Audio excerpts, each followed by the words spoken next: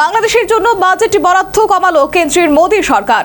অর্ধেক হলো 2026-27 সালের কেন্দ্রীয় বাজেটে বৈদেশিক উন্নয়ন সহায়তা খাতে বাংলাদেশের জন্য বরাদ্দ। চলতি আর্থিক বর্ষে ঢাকার বরাদ্দ 60 কোটি টাকা করা হয়েছে। 2026-27 অর্থ বছরে কেন্দ্রীয় বাজেট পেশ করেছেন অর্থমন্ত্রী নির্মলা সীতারমণ।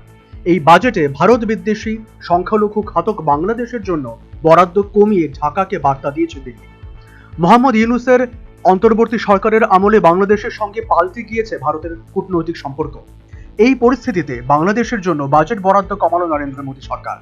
2026-27 সালের কেন্দ্রীয় বাজেটে বৈদেশিক উন্নয়ন সহায়তা খাতে বাংলাদেশের জন্য বরাদ্দ অর্ধেক হলো।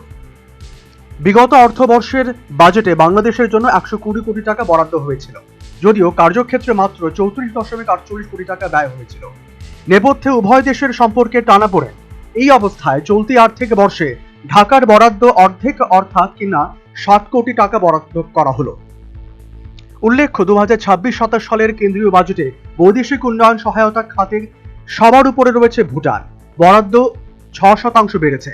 এরপর রয়েছে যথাক্রমে নেপাল, বরাদ্দ 14% বেড়েছে। বৈদেশিক খাতে সামগ্রিক বরাদ্দ 4% বেড়ে হয়েছে 5,686 কোটি টাকা। গত বছর যা ছিল 5,483 কোটি টাকা।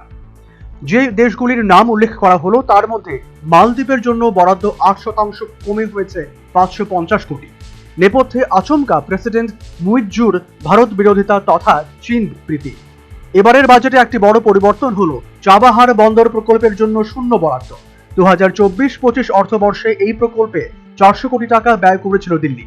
2025-26 অর্থবর্ষের বাজেট প্রাথমিকভাবে 100 কোটি টাকা বরাদ্দ হলেও শেষ পর্যন্ত তা বাড়িয়ে 400 কোটি টাকা করা হয়। 2026-27 অর্থবর্ষে চাবাহার বন্দরের জন্য 1 পয়সাও বরাদ্দ করল না কেন্দ্রের নরেন্দ্র মোদী সরকার। Bureau report, news vanguard.